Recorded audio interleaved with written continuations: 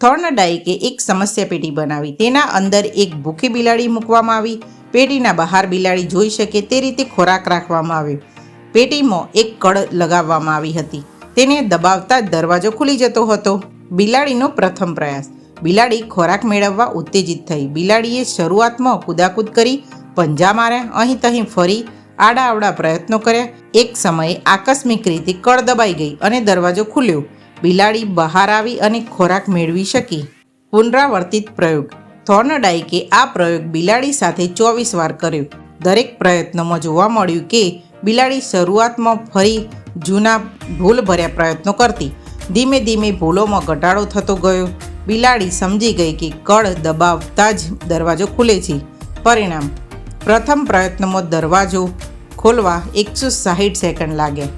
24મા પ્રયત્ને ફક્ત 10 સેકન્ડ જ લાગ્યા. થોર્નડાઇકના 3 નિયમો. 1. તત્પરતાનો નિયમ. બાળક અથવા પ્રાણી જ્યારે શીખવા માટે તૈયાર હોય ત્યારે શિક્ષણ ઝડપથી અને સારી રીતે થાય. 2. અસરનો નિયમ.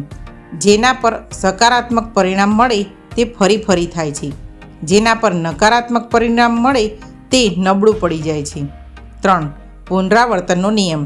જેટલું વધુ અભ્યાસ પુનરાવર્તન એટલું શિક્ષણ મજબૂત બને.